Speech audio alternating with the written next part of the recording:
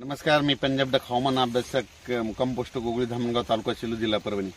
आजपासून परत एक शेतकऱ्याला सतर्क राहण्यासाठी अंदाज देत आहे। आपण काल सांगितलं होतं की राज्यामध्ये 30-31 ला देखील आजूबाजूच्या परिसरात पाऊस सुरू होणार आहे। तर आज सर्वांना एक सांगू इच्छितो, आज राज्यामध्ये मध्यरात्रीपासूनच पाऊस सुरू होणार आहे। सुरुवात होणार आहे इकडून नांदेडकडून होणार आहे, इकडून परभणीकडून होणार आहे, विदर्भाकडून सुरुवात होणार आहे आणि ती तसाच पाऊस पुढे सरकत जाणार आहे। म्हणून हा अंदाज लक्षात घ्यायचा। राज्यात सर्व शेतकऱ्याला सांगायचं झालं तर आज म्हणजे 31 तारखेला म्हणजे आज रात्रीपासूनच राज्यात चांगला पाऊस सुरू होणार आहे, जोराचा पाऊस पडणार आहे आणि पावसाचं स्वरूप तुम्हाला एक सांगतो, थेंब मोठा राहील, वारा असेल या पावसात आणि विजेच्या कडकडासह रात्रीच्याला मध्यरात्री पाऊस येणार आहे। म्हणून हा अंदाज लक्षात घ्यायचा। त्याच्यानंतर राज्यात परत सांगू इच्छितो, राज्यामध्ये म्हणजे आज 31 आहे, उद्या 1 ऑगस्ट लागणार आहे। उद्या 1 ऑगस्ट, 2, 3, 4 आणि 5 ऑगस्ट दरम्यान राज्यामध्ये सांगायचं झालं तर जवळपास पूर्व विदर्भ, पश्चिम विदर्भ, दक्षिण महाराष्ट्र, उत्तर महाराष्ट्र, कोकणपट्टी, खानदेश, मराठवाडा म्हणजे सगळ्या विभागामध्ये 5 दिवसामध्ये दररोज 2-2 दिवस मुक्काम करत पाऊस पडणार आहे। म्हणून हा अंदाज लक्षात घ्यायचा। राज्यात सांगायचं झालं तर आपण जिल्ह्यावाईज सांगू।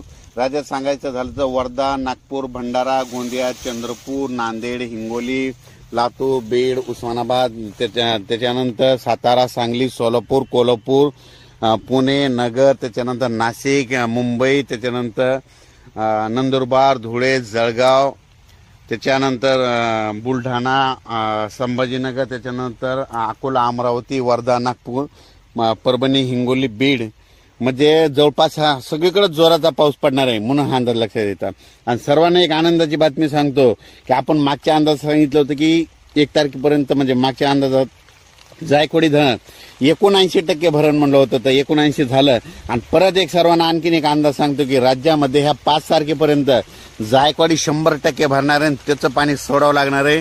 म्हणून नदीकाठच्या लोकांनी देखील सतर्क राहायला, आता तुम्ही तुमच्या पाईपलाईन असेल, मोटर असेल तर काढून ठेवा, कारण की जायकवाडी भरल्याच्या नंतर त्याचं पाणी सोडावंच लागणार आहे। म्हणून हे देखील लक्षात घ्यायचं। राज्यात परिस्थिती सांगायची झालं तर राज्यामध्ये तुम्हाला एक सांगू इच्छितो, हा पाऊस काय होणार आहे, लातूर जिल्हा, परभणी जिल्हा, त्याच्यानंतर सातारा, सांगली, सोलापूर, कोल्हापूर, नगर जिल्हा, त्याच्यानंतर जालना जिल्हा, वाशिम जिल्हा, हिंगोली जिल्हा, बुलढाणा जिल्हा, अकोला, अमरावती सगळीकडे जोरात पडणार आहे। म्हणून हा अंदाज लक्षात येतात। वातावरणात बदल झाला तर लगेच एक मेसेज दिला जाईल। विजा चमकत असताना माझी सर्वांना विनंती आहे, झाडाखाली थांबू नका, कारण की झाडावर जवळपास 16% विजा पडतात। आपली जनावरे झाडाच्या खाली बांधू नका, हे देखील तुम्हाला एक सांगू इच्छितो। पण परत एक तुम्हाला एक सांगू इच्छितो, पण काय झालं की हे जायकवाडी धरणाबद्दल सांगतो, हे जायकवाडी धरण आता 100% भरणार आहे। तर हे भरत असताना तुम्हाला एक सांगू इच्छितो, राज्यामध्ये या जायकवाडी धरणाचं परत गोदावरी नदीत पाणी सोडावं लागणार आहे। आणि गोदावरी नदीच्या खाली जवळपास पैठणच्या खाली जवळपास 12 छोटे छोटे अडवलेले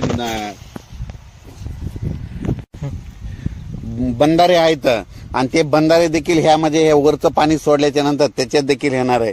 आणि विशेष म्हणजे माजलगाव धरणात कालपासूनच त्याच्यामध्ये पाणी सोडलं गेलेलं आहे। म्हणून माजलगाव देखील धरण माजलगावचं देखील भरणार आहे। म्हणून हे देखील लक्षात येतं। तर मागच्या एका अंदाजामध्ये काय झालं तर मी गेवराईकडे गेल्याच्या नंतर एके दिवशी गेवराईचे आमदार साहेब अमरसिंह पंडितजी, तर त्यांचा मला फोन आला, मला म्हणले की आमच्या भागामध्ये ऊसाचं क्षेत्रफळ जास्त आहे, मग हे जायकवाडी धरण भरणार की नाही। मी त्यांना म्हटलं होतं की सप्टेंबरमध्ये हे तुमचं जायकवाडी धरण भरून जाणार आहे 100%। म्हणून मी त्यांना देखील एक या माध्यमातून आनंदाची बातमी सांगतो की तुमचं धरण भरणार आहे। म्हणून हे देखील त्यांना सांगितलं।